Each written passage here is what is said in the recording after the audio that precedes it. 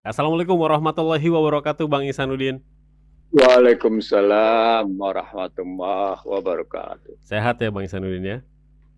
Insya Allah, Alhamdulillah, sama-sama. Doa Alhamdulillah. bidoa, Di doa bidoa. di awal-awal pekan Ramadan ini, Bang Ihsanuddin, kita suasananya suasana puasa ya, puasa Ramadan.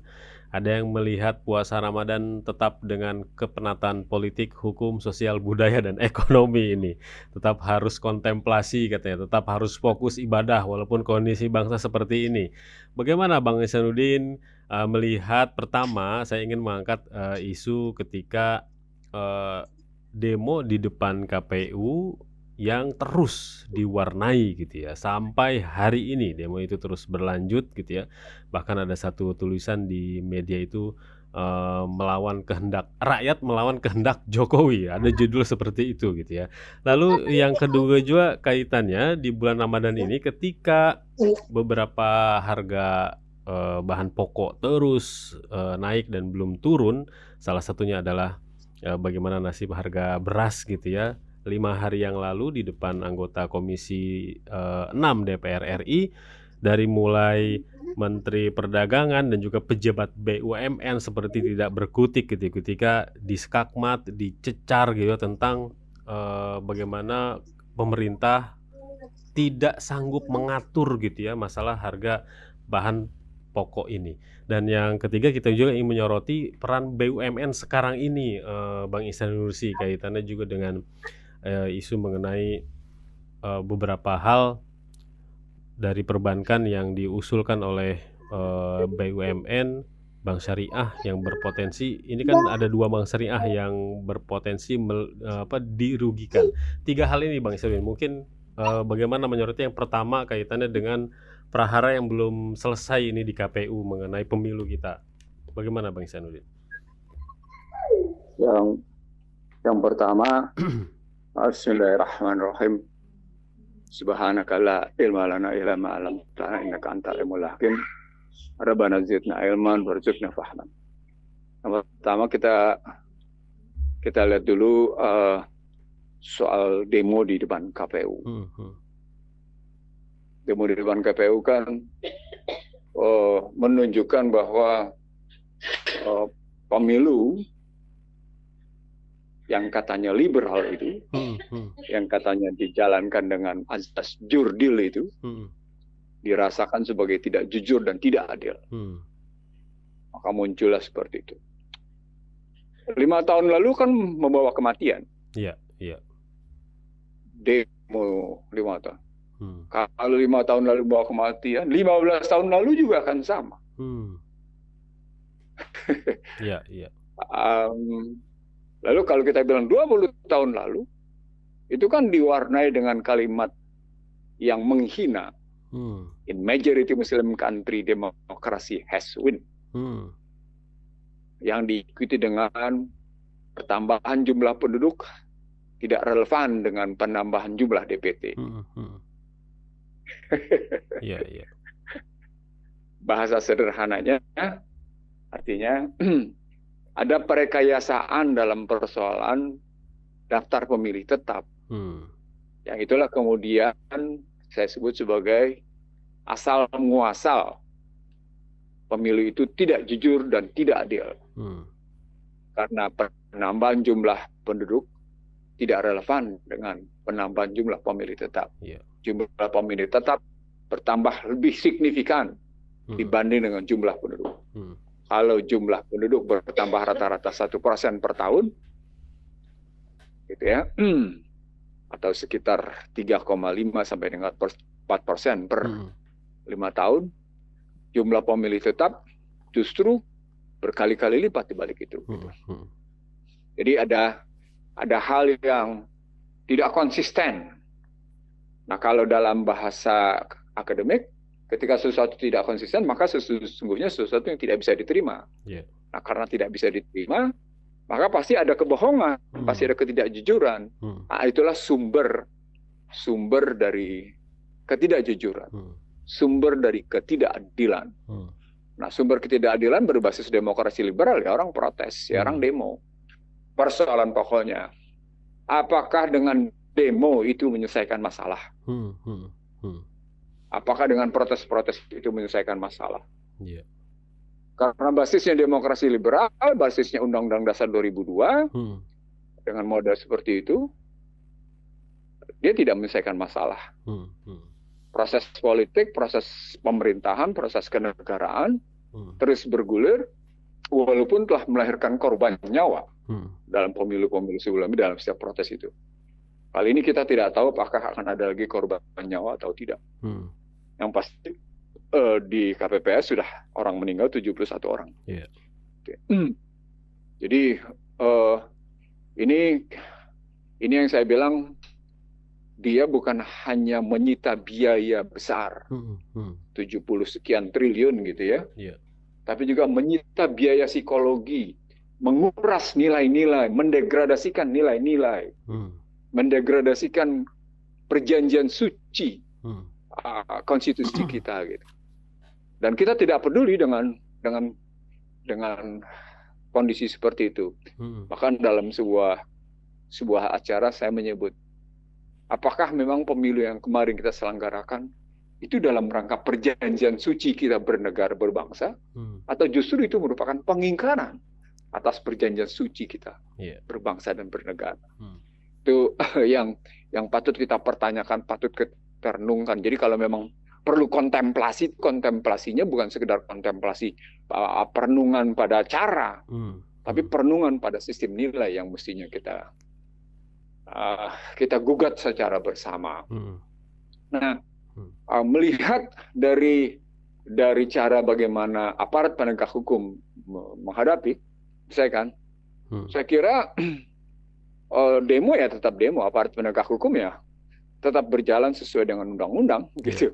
Legalitas formal, yuridis formal mereka akan tetap pegang. Sebagaimana peristiwa-peristiwa pada pemilu-pemilu sebelumnya gitu. Jadi apalagi Mahkamah Konstitusinya telah menjadi mahkamah kalkulator gitu. Mahkamah keluarga ya sudah selesai. Rasa keadilan yang luka itu makin menganga, istilah saya. Nah, rasa keadilan yang luka makin menganga itu, yaitu tadi bukti bahwa ada ketidakjujuran, ada ketidakadilan, gitu. Dan hasilnya seperti itu. Jadi mestinya kita menyadari sekarang bahwa pentingnya inilah, apalagi di puasa pekan pertama ini kayak gini. Mestinya kita menyadari. Tahun lalu saya juga menyebut begitu. Ini puasa, ini saum Ramadan. Inilah era kita memperbaiki perekonomian, kita memperbaiki karena kehidupan dimulai dengan kejujuran kan? Kalau mengambil cerita Siratun Nabawiyah, Muhammad memulai kehidupannya dengan kejujuran. Gitu. Segala sesuatu dilakukan dengan kejujuran, kejujuran politik, kejujuran ekonomi, kejujuran sosial, kejujuran hukum, semua dilandasi dengan kejujuran. Ketika sesuatu tanpa kejujuran, ya sudah, mari kita nikmati kecelakaan kehidupan gitu. Nah, Bang Isanuddin, makanya ini para pengunjuk rasa itu mereka meneriakan gitu ya. Kami ini ingin menampakkan gerakan moral gitu, gerakan moral dalam bentuk unjuk rasa ini, menuntut kejujuran gitu katanya.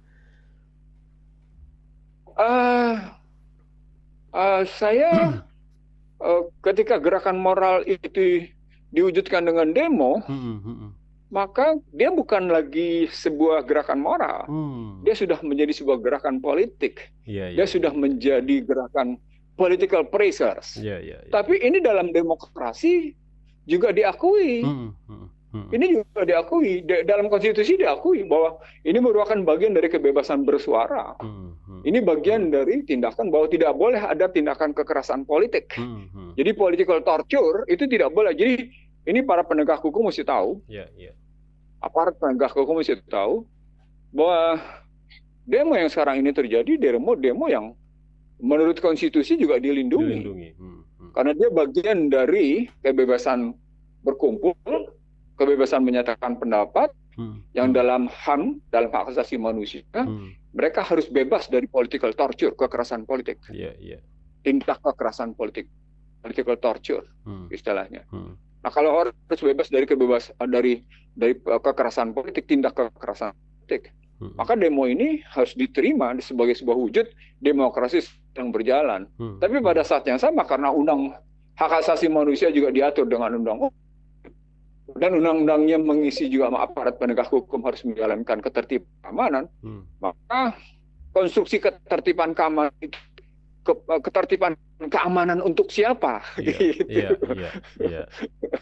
Pertanyaannya, apakah ketertiban keamanan untuk masyarakat atau ketertiban keamanan untuk yang namanya penguasa, kan gitu?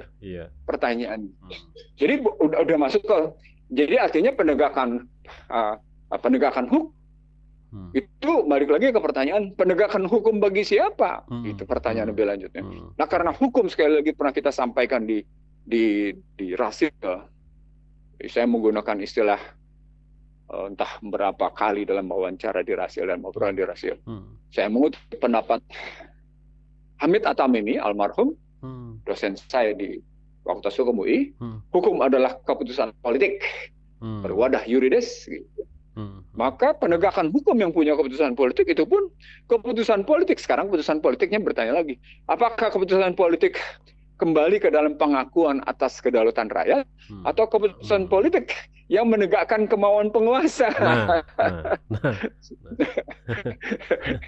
Pertanyaan-pertanyaan itu yang mesti muncul. Ketika keputusan politiknya balik lagi dalam rangka pembelaan kekuasaan, ya itu berarti status quo, gitu.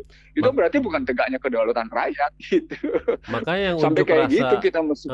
Yang unjuk rasa kali ini pun membawa tema rakyat melawan kehendak Jokowi. Ada ungkapan seperti itu. Nah, itu masalahnya. Artinya terjadi apa yang disebut dengan ini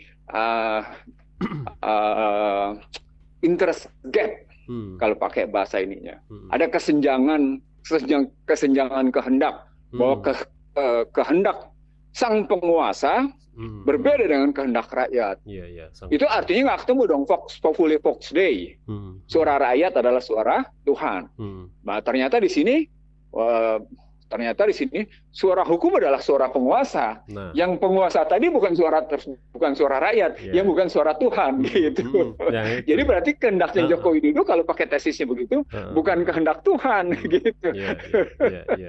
Di sini ketika kita bilang melawan kehendak Jokowi, gitu, kehendak rakyat melawan, kata-kata melawan ini yang penting. Yang membedakan bentuk bahwa ketidakselarasan. Nah, ketidakselarasan kehendak rakyat dengan kehendak Joko Widodo itu yang memunculkan permasalahan. Nah, itu artinya kekuasaan tidak merupakan perwakilan dari kedaulatan rakyat.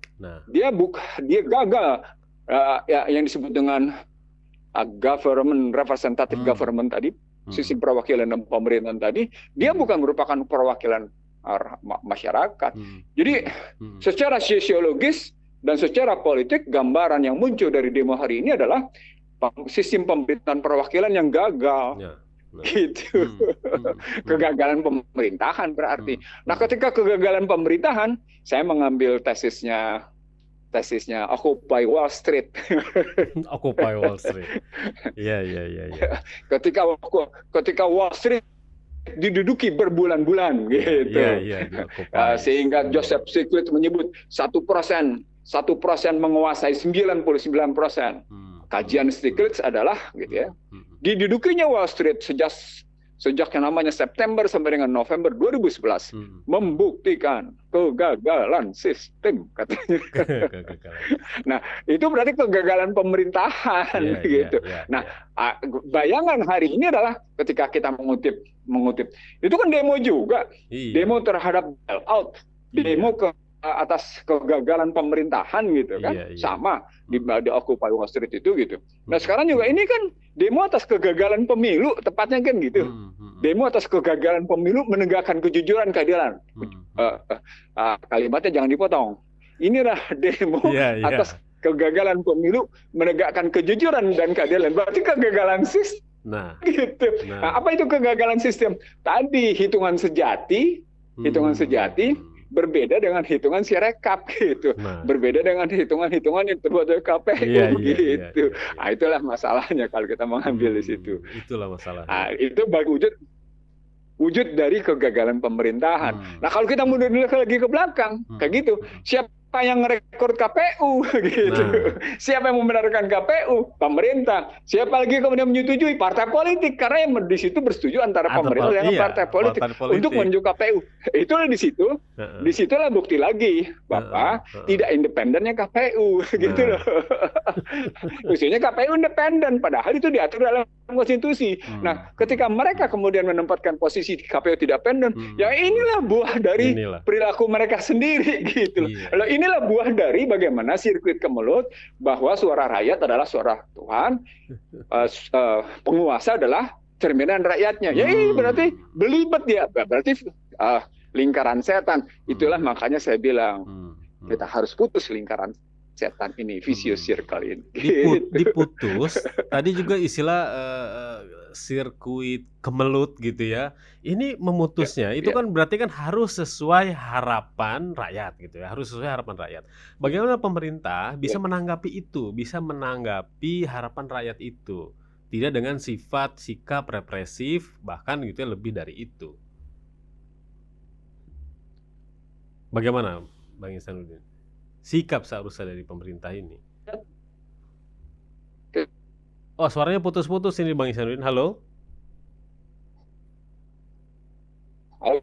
Halo? Bang Ihsanuddin, suaranya bisa diterima dengan baik? Suara Bang Ihsanuddin ini terputus-putus ini. Saya terima suara Angga dengan baik. Nah, ya. Bagaimana? Sekarang sudah bagus lagi. Sekarang sudah bagus. Oke. Oke. Ini biasa nih. Seru. Oke, kita terakhir bicara soal suara, soal harapan rakyat gitu ya. Oke. Sekarang jadi ini kan harapan rakyat adalah tegaknya hukum secara adil. Nah, harapan rakyat seperti itu. Harapan rakyat adalah negara dijalankan dengan kejujuran dan keadilan kan gitu kan. Nah, kejujuran adalah segala-galanya gitu. Oke. Sekarang kalau kita bilang kejujuran adalah segala-galanya dan ini tidak sesuai dengan harapan rakyat, karena harapan rakyat harusnya menjadi harapan Joko Widodo gitu kan. Harapan rakyat harusnya menjadi harapan penegak hukum karena rakyat berdaulat. Dalam cerita hari ini, kedaulatan rakyatnya sudah berhasil dibajak gitu. Kedaulatan rakyat sudah berhasil dibajak gitu kan gitu ya. Kenapa bisa dibajak? Karena selalu saya menyebut inilah pasal 6A ayat 2 Undang-Undang Dasar 2002. Presiden dan wakil presiden diusulkan oleh satu partai politik atau beberapa gabungan partai politik sebelum pemilihan umum berlangsung yang dipilih oleh rakyat melalui pemilihan umum langsung. Itu pasal 6A ayat 2. Itu artinya kedaulatan rakyat sudah diserahkan kepada partai politik. Nah, ketika partai politiknya gagal menjalankan peran dengan baik, maka sesungguhnya presiden terpilih juga begitu, gagal menjalankan perannya dengan baik. Artinya bahasa lainnya, kalau begitu kita jangan ngambil harapan rakyat pada level cara. Kan harapan rakyat pada cara yang jujur dan adil. Loh, harapan rakyat pada cara yang jujur dan adil itu sesungguhnya pada persoalan nilai. Harapan rakyat itu adalah harapan pada sistem nilai. Kegagalan sistem. Nah, kalau kegagalan sistem itu berarti mestinya harapan kita terpulang pada nilai. Itu mestinya terpulang pada perjanjian suci konstitusi. Gitu baliknya lagi. Jadi kita tidak bisa meletakkan harapan itu hanya pada level cara, hanya pada level kebijakan, atau hanya pada level strategi atau level fungsi. Wah, sebenarnya KPU harus berfungsi dengan baik, gitu. Fungsinya ngapain? Menjalankan itu dengan jujur dan adil. Berarti balik ke dalam sistem, bahwa pemilunya tidak sesuai dengan sistem, gitu. Sistem nilai. Tapi sistem nilai diterapkan dengan cara gimana? Apakah dengan cara liberal atau dengan cara musyawarah mufakat? Nah, karena bangsa ini didirikan oleh pendiri republik tidak berbasis pada demokrasi liberal, tidak berbasis pada cara-cara berpikir barat, sehingga ditertawakan, sehingga dihina oleh Jimmy Carter, gitu ya. Maka mestinya kita harapan kita kembalikan ke dalam perjanjian suci, menegakkan nilai-nilai konstitusi kita, menegakkan semangat, perjuangan, dan nilai-nilai yang ditegakkan oleh para pendiri republik. Nah, harapan itu adalah tegaknya perjanjian suci pada Undang-Undang Dasar 45 bahwa ada dua wilayah pemilihan, pemilihan presiden dan pemilihan legislatif. Nah, agar masyarakat tidak masuk dalam posisi konflik satu sama lain, maka pemilihan presiden sesuai dengan semangat para pendiri republik, sesuai dengan kejuangan para pendiri republik, sesuai dengan nilai-nilai yang ditegakkan oleh para pendiri republik, pemilihan presiden itu dikembalikan merujuk pada sila keempat, kerakyatan yang dipimpin oleh hikmah kebijaksanaan dalam permusyawaratan perwakilan. Apa tujuannya? Tujuannya agar tetap ada kemanusiaan. Tujuannya tetap agar ada kebangsaan. Tujuannya agar tetap ada persatuan. Tujuannya agar tetap ada rasa keadilan. Sehingga puncaknya adalah negara ini menjadi negara beragama. Karena rujukan adalah ketuhanan yang Maha Esa. Gitu kalau saya cara berpikirnya. Maka pertanyaan-pertanyaan yang muncul dalam kasus demo kali ini adalah bukan cuma sekedar pada level partisipasi masyarakat untuk tegaknya kejujuran dan keadilan dalam sistem pemerintahan. Tapi mestinya demo kali ini dalam rangka tegaknya partisipasi masyarakat, gitu ya, partisipasi politik masyarakat untuk tegaknya sebuah sistem yang mengembalikan harkat dan martabat masyarakat itu sendiri, yang mengembalikan harkat martabat bangsa itu sendiri, gitu. Jadi ada nilai-nilai kejuangan yang jauh lebih tinggi dibanding cuma sekedar pada posisi mendorong KPU menegakkan kejujuran keadilan. Gitu. Kenapa? Karena pergumulan bangsa-bangsa ke depan adalah pergumulan bangsa-bangsa yang jauh lebih berat dari yang sebelumnya. Disebabkan pertarungan semikonduktor, disebabkan pertarungan cyber, disebabkan pertarungan ekonomi, pergumulan politik, bahkan Putin menyatakan Rusia ready to nuclear war. Jadi artinya ke depan ini lebih berat. Ke depan ini lebih berat. Jadi kalau kita mendapatkan pemimpin melalui cara-cara yang tidak beres, melalui cara-cara yang tidak jujur, lalu kemudian Allah tegas-tegas menginformasikan kepada kita, memberitakan kepada kita, dan kemudian mengingatkan kepada siapa, basiran wa naziran, bahwa segala sesuatu yang dilakukan dengan kecurangan jelas celaka, maka jelas kecelakaan itu nanti ketidakmampuan kita mengantisipasi bagaimana perjalanan kehidupan bangsa ke depan. Ini yang berbahaya. Ini yang berbahaya. Itulah kemudian Angga sebut sebagai betapa situasi masyarakat cukup penat dengan ekonomi karena harga-harga tidak stabil. Itu bagian dari ketidakjujuran. Gitu loh. Bagian dari kegagalan sistem pemerintah. Karena price stability adalah bagian dari public services yang diproduksi oleh pemerintah. Ulang. Kami harus mengulangnya di sini. Price stability adalah stabilitas harga adalah produksi dari pemerintahan bagi kepentingan masyarakat. Itulah yang disebut dengan public services. Layanan publik yang diproduksi oleh pemerintahan, buahnya adalah price stability. Ketika buahnya stabilitas harga tidak terjadi, maka sesungguhnya terjadi kegagalan pemerintahan lagi, gitu loh. Jadi walaupun dicecar kayak apa, kau geger gimana, cecaran itu tidak ada gunanya karena pada akhirnya mereka tidak sampai pada posisi menunjuk tentang kegagalan pemerintahan. Apa poinnya? Mereka cuma melakukan kajian hanya pada level strategi, hanya pada level cara. Mereka tidak melakukan kajian dalam level nilai, gitu.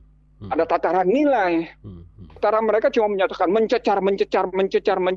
Itu tataran strategi, bukan tataran nilai. Tataran nilainya adalah stabilitas harga adalah public services, jasa publik yang diproduksi oleh pemerintah sebagai amanah konstitusi, sebagai pelaksanaan amanah konstitusi. Itu loh logikanya. Jadi konstitusi mengharuskan lahirnya satu jasa publik yang berbuah stabilitas harga. Ketika stabilitas harga tidak tercapai, maka dia wujud kegagalan pemerintahan. Nah, terbayang kita sekarang. Ada kegagalan politik, ada kegagalan ekonomi, berarti dua-duanya terjadi. Itu dipertontonkan. Itulah makar Allah. Makar gitu. Makanya jadi nggak begitu enggak gitu. Makanya ini menyambung kita dengan bagaimana aktivitas di Saya mengikuti berita, mengenai rapat kerja anggota Komisi 6 DPR RI ya dengan beberapa pejabat BUMN dan juga Menteri Perdagangan mengenai harga pangan, khususnya adalah harga beras. Ada dua kata yang diangkat di pemberitaan itu adalah yang diangkat juga oleh para anggota dewan itu adalah, kenapa pemerintah dan pejabat BUMN seolah-olah gitu ya membodohi. Pertama, ini membodohi rakyat, masalah harga pangan. Terus yang kedua, bohong kepada rakyat. Ini antara ini bertolak belakang sekali nih kata-kata bohong dengan tadi nilai-nilai yang kita ungkap ya Bang Ihsanuddin ya. Kenapa dua kata itu selalu ditujukan gitu kepada tadi pembuat peraturan dan kebijakan di negeri ini gitu. Kita berangkat dari situ Bang Karena Ihsanuddin. tesisnya ketika Amerika memulai dengan Marshall Plan, lalu berlanjut dengan kebijakan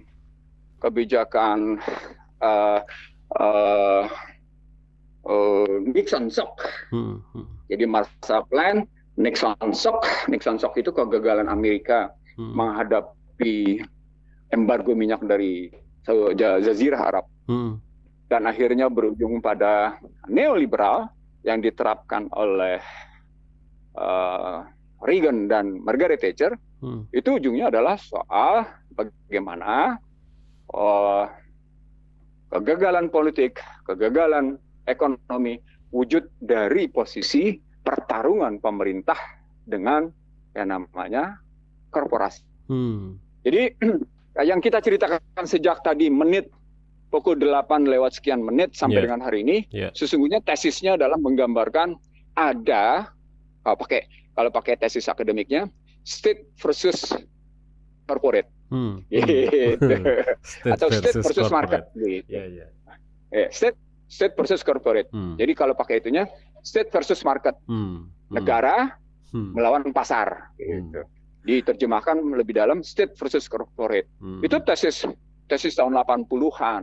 Makanya tadi saya mundur dari peristiwa Marshall Plan ke Nixon Shock, ke neoliberal Reagan Thatcher. Buahnya adalah state versus market, state versus corporate, dan corporate menang. Gitu. Jadi sudah berapa tahun itu corporate menang? Berarti sudah menang 42 tahun. 42 tahun, menang telak. 42 tahun. Menang telak. Dia dipukul berkali-kali lewat krisis gitu ya. Tapi selalu ditampilkan menang. Kenapa? Karena mereka selalu punya kaki tangan. Mereka selalu punya komprador. Kalau pakai bahasa saya, kita surplus pengkhianat defisit negarawan. Gitu, kalau pakai bahasa. Para komprador. Ya, ini saya menggunakan tesis-tesis Barat gitu ya, yang kemudian kalau kita aplikasikan ke Indonesia relevan, signifikan, dan sahih. Gitu. Relevan, signifikan, dan sahih. Gitu. Jadi tidak bisa dibantah. Gitu. Kenapa? Karena sejumlah tokoh ekonomnya yang menjadi teknokrat, dan itu diproduksi dari Salemba, diproduksi dari Depok, gitu ya, dan tokoh pemikir teknologinya yang diproduksi dari Bandung, gitu. Itu cara berpikirnya begitu, gitu. Yang kemudian politik dan sosialnya diproduksi dari Jogja, gitu. Jadi kalau kampus berbicara, kampus harus menilai dirinya sendiri. Apakah kampus dalam rangka menerapkan amanah konstitusi atau kampus terhegemoni oleh pemikiran Barat? Begitu dong. Jadi kalaupun kampus sekarang bersuara, gitu ya. Nah, betul ini. Saya terus terang subhanallah. Sampai di sini saya tarik nafas mendalam. Kampus mestinya bercermin diri. Mereka terhegemoni oleh Barat gitu, atau ngaca gitu ya. Betul. Angga menggunakan bahasa masyarakat. Kampus mestinya ngaca. Gitu. Apakah mereka betul-betul dalam rangka menjalankan amanah konstitusi? Kalau mereka bilang menyelamatkan demokrasi dan konstitusi, maka pertanyaannya, mereka menjalankan konstitusi yang mana yang mereka selamatkan? Konstitusi 2002 atau konstitusi perjanjian suci sesuai dengan semangat para pendiri republik? Gitu. Itu pertanyaan besarnya. Ketika mereka bilang selamatkan demokrasi dan konstitusi, dan itu kemudian demokrasi liberal, berarti konstitusinya 2002. Ya udah, berarti kampus sendiri terhegemoni. Jadi jangan salah kalau kemudian kondisinya seperti sekarang. Mereka harus terima. Joko Widodo itu menjalankan sistem kok. Joko Widodo itu menjalankan sistem liberal yang segala sesuatunya terletak pada pemusatan kekuasaan di tangan presiden. Ulang, pemusatan kekuasaan di tangan presiden. Iya. Saya ingin mendengar bantahan kaum Undang-Undang Dasar 2002. Saya ulang, saya ingin mendengar bantahan dari penyanjung Undang-Undang Dasar 2002 atau kaum kampus yang mendukung menyelamatkan demokrasi dan konstitusi. Ini pemusatan kekuasaan di tangan presiden. Ini Undang-Undang Dasar 2002, ini produknya begini. Gitu. Jadi kalau setiap pemilu selalu ada protes dan beberapa kali melahirkan ratusan nyawa gitu loh. Itu bagian dari kita menerapkan sistem barat. Sadari itu sebuah kesalahan. Itu penyimpangan perjanjian suci. Gitu. Yeah. Pendengar Rasil, pemirsa Rasil TV, Angga yang saya hormati, saya minta maaf. Ini pernyataan saya bukan di Rasil, ini pernyataan saya sudah sampai bahkan di lembaga kajian milik pemerintah, lembaga kajian pemerintah bergengsi. Jadi saya bukan ngomong baru kayak gini, gitu. Bahkan saya mendesain cara berpikirnya. Begini desain berpikirnya yang muncul sehingga lahirlah pemusatan kekuasaan. Sebagian rakyat menyatakan kalau kita tidak berkontribusi untuk sistem kayak gini kita salah. Loh, Anda juga berkontribusi kesalahan. Karena ini ditegakkan dengan sistem yang salah, maka Anda menjalankan kesalahan. Ya, selamat menikmati kesalahan. Mestinya kita tetap berkontribusi pada kebaikan. Jadi orang beriman harus menegakkan kebaikan, berkontribusi pada kebaikan, berkontribusi pada kesolehan itu, pada kesalehan itu. Amar ma'ruf nahi mungkar gitu. Jadi ini loh logika berpikir yang terkadang bisa dikompromikan dengan kesalahan. Udahlah, kita kan mesti kontribusi pada kebaikan. Kebaikan ditegakkan dengan sistem yang salah gimana coba? Ulang. Kebaikan yang ditegakkan dengan sistem yang salah. Anda berkontribusi di situ. Itu kontribusi kebaikan atau kontribusi pada tegaknya kesalahan? Tegaknya kesalahan. Ini cara ini berpikir filsafat ya. Itu metode filsafat, tapi metode filsafat saya kembalikan ke dalam metodologi Al-Quran. Metodologi Al-Quran itu dalam kajian saya sendiri ada tujuh tadabur, sistem tadabur. Ada 7 sistem tadabur. Di dalamnya misalnya soal model kuadran, model diksi, narasi, argumentasi, analisis, dan bukti gitu. Itu 2 model kayak gitu. Lalu ada model-model yang lain yang saya coba terjemahkan dalam sistem tadabur yang saya bangun gitu. Di grup saya itu saya jelaskan sistem tadaburnya itu. 7 sistem tadabur. Jadi kita tidak sedang mengindoktrinasi. Kita berdiskusi tapi tidak mengindoktrinasi. Kita mengajari tapi tidak menggurui. Gitu. Itulah tilawah gitu loh. Kita berbagi, tetapi penting untuk meyakinkan bahwa hidup ini cuma 2 pilihan. Makhluk dolin atau Siratal Mustaqim. Cuma 2 pilihannya, Siratal Mustaqim atau makhluk dolin. Cuma itu pilihan. Gitu. Tidak ada pilihan lain. Allah tidak memberikan kesempatan pilihan lain. Dan itu ditegaskan sejak namanya ruh dihembuskan. Semalam saya dalam sebuah masjid saya sebut. Itulah bagian dari Misakon Golizo. Perjanjian teguh dan kokoh itu akan ditagih oleh Allah. Kenapa? Karena dalam sholat saja kita sudah melakukan perjanjian Misakon Golizo dengan menyebut inna sholati wa nusuki wa mahyaya wa mamati. Tetapi dalam prakteknya kita menegakkan sebuah sistem yang melanggar perjanjian suci. Sebuah sistem yang tegas-tegas menegakkan ketidakjujuran. Berarti kita berkontribusi yang salah dong. Kan gitu loh. Wa akhadna misak bani Israel la ta'buduna ilallah. Gitu. Itu kita hubungkan dengan tadi Al-Baqarah 83, kita hubungkan dengan yang namanya Al-Baqarah 183 karena panggilannya ya ayyuhalladzina amanu kutiba alaikumusiyam. Artinya kalau kita muslim yang baik, menjadi mukmin yang baik dan berharap menjadi muttaqin, harus ada konsistensi, harus ada istiqomah di situ. Istiqomah pada panggilan ya ayyuhalladzina amanu, istiqomah pada panggilan kutiba, istiqomah pada tadi Al-Baqarah 83 sampai dengan 86. Di 86 disebut kemudian mereka menukar akhirat dengan membeli dunia.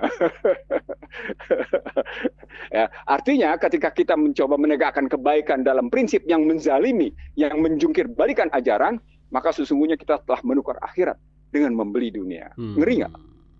Ngeri, Angga. Ngeri. Itulah makanya umat Islam di Indonesia akhirnya terus-menerus begini. Sistem politik yang salah diikutin, sistem ekonomi yang salah diikutin. Jadi mayoritas Anda menjadi buih, gitu. Itu penjelasannya. Jadi penjelasannya adalah kenapa Anda menjadi buih? Karena sistem politik yang mengingkari perjanjian suci, sistem ekonomi yang mengingkari perjanjian suci, itu Anda jalankan. Maka jadilah kita buih seperti sekarang. Gitu, Angga. Begitu ya, kita melihat itu. Ya, itu metodologi Al-Quran itu. Itu metodologi Al-Quran kita pakai untuk menerapkan situasi. Kita pakai aplikasi ke dalam namanya kata pembukaan. Gitu. Karena kata pembukaan itu seperti saya bilang berkali-kali gitu. Itu menunjukkan kita adalah negara beragama dan negara beragama kita adalah agama kita Islam. Itu berarti kita pegang Al-Quran, kita pegang hadis. Kita ingin melempar atau ingin sebenarnya mengembalikan pemahaman itu kepada para penguasa saat ini ya, penguasa dan juga para pejabat-pejabatnya. Bagaimana mereka bisa menyerap gitu ya pesan-pesan dan nilai itu untuk setiap membuat kebijakan kepentingan untuk rakyat gitu, Bang Ihsanuddin. Sikap pemerintah, sikap penguasa saat ini seharusnya melihat gejolak rakyat saat ini itu bagaimana, Bang Ihsanuddin seharusnya? Kalau cerita tentang penguasa menyadari seperti itu, saya teringat diskusi rutin saya dengan Sugeng Saryadi Syndicate, dengan Sugeng Saryadi Forum. Gitu. Saya juga jadi pembicara tiap minggu di situ. Gitu. Salah satu temuan Sugeng Saryadi, ketika saya diadu dengan sejumlah pemimpin elit negeri ini, udah pemimpin elit loh. Ada yang elit, ada yang nggak elit berarti ya? Oh iya, ada pemimpin kelas 3, ada pemimpin kelas 2, ada pemimpin kelas 1. Gitu, kelas kan? Utama. Gitu. Iya.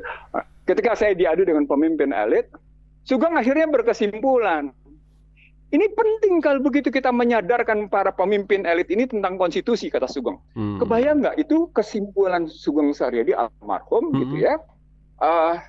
Berapa belas tahun lalu gitu. Kalau dimulai sekitar 2004, ya 15-17 tahun lalu gitu. Maka kemudian Sugeng dengan biaya sendiri meminta Mahkamah Konstitusi untuk mencetak konstitusi. Saya bilang, Mas, ini pun konstitusi yang salah gitu. Sugeng senyum-senyum, ya. Mari kita bahas lebih lanjut ya. Artinya ketika kita bicara sesuai dengan permintaan Angga gitu, gitu, berarti bangsa ini buta konstitusi. Berarti rakyat ini buta konstitusi. Nah kalau sudah seperti itu, ketika rakyat yang buta konstitusi, jangan-jangan, ya saya bilang jangan-jangan ya, petingginya pejabatnya juga buta konstitusi gitu. Maka jadi ceritanya begitu, bang yang sakit dia diadu dengan begini, di merger nggak karu-karuan gitu. Maka muncullah kemudian merger terpaksa, kawin dipaksa. Loh ini kan persoalan begini. Nah saya kan punya 2 pengalaman besar. Saya bilang 2 pengalaman besar dalam persoalan merger. Pertama merger Bank Mandiri, merger Bank Pembangunan itu Bapindo dengan Bank Eksim, dengan Bank Dagang gitu kan. 4 bank itu digabung jadi satu. Jadilah Bank Mandiri. Yang kedua 5 bank digabung jadi Bank Permata. Saya jadi komisaris. Jadi komisarisnya di situ gitu kan. Menjadi komisaris independen sekaligus saya menjadi wakil ketua komite audit gitu. Ketua komite audit saya. Wakil ketua, sorry. Dan di situ saya buktikan kekacauan itu gitu ya. Sampai saya tulis surat kepada Menteri Negara BUMN, kepada waktu itu dengan BPPN, bahkan kepada BI. Di situ saya buktikan lagi betapa kacaunya ya namanya merger. Gitu. Kalau tidak disertai dengan itikat baik para pihak. Gitu. Ini saya tidak ikuti bagaimana merger Bank Syariah Mandiri dengan Bank Syariah BNI dengan Bank Syariah BNI gitu kan, di merger juga. Ini juga kan nimbulin masalah gitu. Nanti persoalannya adalah bagaimana cerita akulturasi dari kultur masing-masing bank kan beda-beda. Iya, iya, iya. Itu masalah. Oh, itu main depak-depakan tuh, main sikut-sikutan itu prakteknya. Ada persaingan. Lu dari BRI lu. Iya, iya. Lu dari BNI. Oh, kita dari Mandiri. Yuk. Karena anchornya Mandiri, ya udah jadi jatuh Mandiri gitu. Begitu juga kemarin waktu Bank Mandiri. Begitu juga yang namanya waktu Permata. Iya, iya. Gitu, sama aja. Manusia selalu akan kayak gitu. Itu perilaku manusia di mana-mana. Nah sekarang kalau masuk lagi dalam kerangka kayak gitu, ujung-ujungnya adalah motif di balik merger itu, motif di balik penggabungan. Iya, niatnya innal amalu binniyah. Salah satu niat merger kan menutup kesalahan-kesalahan perbankan, menutup kesalahan kebijakan perbankan. Itu ditutup habis, dicuci habis. Iya. Selain memang ada pihak-pihak tertentu yang mendapatkan kenikmatan. Di mana kenikmatannya? Itu tadi biaya konsultasi major. Biaya konsultasi major. Sekarang bahkan pemerintah mendapatkan lagi kenikmatan pajak. Nah. Pada saat yang sama pajaknya dinaikin. Pajak penjualan, maksud saya. Dengan begitu beban masyarakat bukan 9,9%, bukan 10% kenaikannya, kan 11 menjadi 12%. Berarti kan kenaikan sekitar 1/11, berarti kan 9. Nah, kalau dihubungkan dengan kenaikan jalan tol, kenaikan BBM, kenaikan harga-harga lain, berarti itu kenaikannya bukan kenaikan 10%. Bisa kenaikan 20 sampai dengan 25%. Terjadilah apa yang disebut dengan proses pemiskinan. Karena uang rakyat ditarik oleh negara, gitu ya. Uang rakyat ditarik oleh negara melalui kebijakan perpajakan hanya dalam rangka memenuhi tax ratio, hanya dalam rangka memenuhi kewajiban bayar bunga dan cicilan. Ini bagian dari sirkuitnya corporate versus kemelut ya, sirkuit kemelut. Sirkuit kemelut istilah saya. Jadi, corporate versus boleh. Saya boleh dibuka jejak digital saya. Saya menggunakan sirkuit kemelut sejak kapan? Bang Ihsanuddin. Sirkuit kemelut politik dan ekonomi. Gitu. Sayang sekali nih waktu kita ini sudah dibatasi nih. 2 menit lagi. 2 menit lagi.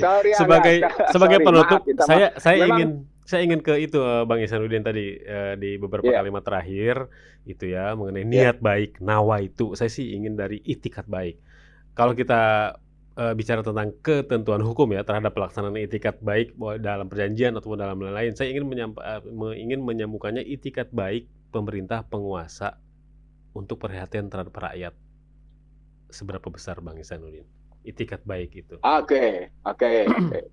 Saya kembalikan dulu karena asal muasalnya kita bicara konstitusi. Kalau pakai Undang-Undang Dasar 45, itikat baik atau niat baik itu dilukiskan dalam penjelasan dengan sebutan sebaik-baiknya sebuah undang-undang dasar, dia tergantung pada semangat para penyelenggara negara. Itu. Tergantung. Kalau semangat para penyelenggaranya adalah, gitu ya, dalam rangka menegakkan sistem dinasti, gitu ya, yang saya sebut sebagai. Iya. Menegakkan sistem, kan partai politik sudah pakai sistem dinasti, keluarga dicalon-calonin semuanya karena Anda penguasa partai politik, ya kan? Anda penguasa partai politik, Anda calonin keluarga Anda, keponakan, adik, siapa dicalon. Udahlah dicalonin gitu.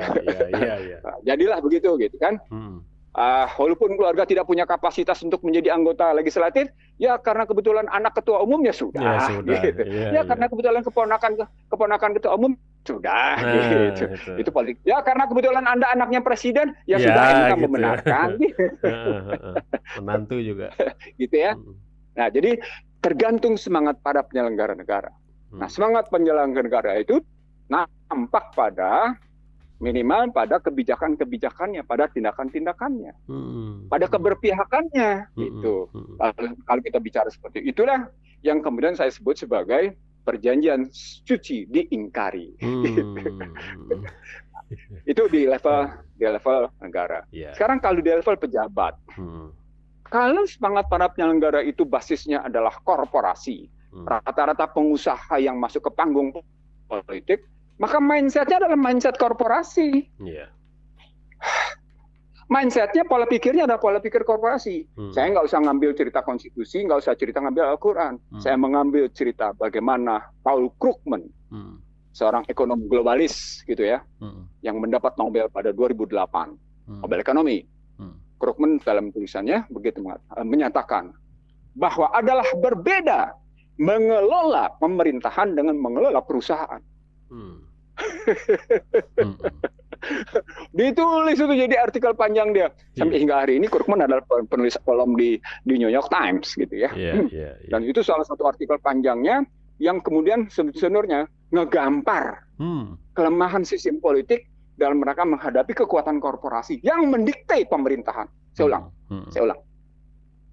Di sini sesungguhnya Krugman sedang bercerita tentang gitu ya, bagaimana digamparnya sistem politik dan pemerintahan oleh kekuatan korporasi. Dan korporasi masuk mendikte habis-habisan pemerintahan lewat sistem itu. Itu tulisan Krugman sekilas kayak gitu. Nah sekarang itu sedang terjadi di Indonesia. Nah kira-kira semangat apa yang dijalankan? Etikat apa yang dijalankan? Ya etikat korporasi.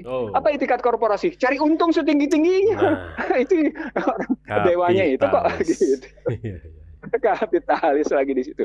Nah ini tidak boleh terjadi mestinya karena kata-kata konstitusi adalah berkat rahmat Allah yang Maha Kuasa dan didorongkan oleh keinginan luhur. Artinya setiap penyelenggara negara harus punya sikap aktif. Kebijakan-kebijakan yang didorong oleh keinginan luhur. Sikapnya aktif, mendorongkan diri untuk punya keinginan luhur dalam menjalankan pemerintahan. Gitu. Itu yang bisa saya sampaikan, Angga. Karena Angga bertanya di levelnya seperti itu, saya jawabnya begitu. Luar biasa. Subhanaka Allahumma wa bihamdika asyhadu alla ilaha illa anta wa astaghfiruka wa atubu ilaik. Wa afu minkum. Assalamualaikum warahmatullahi wabarakatuh. Waalaikumsalam warahmatullahi wabarakatuh.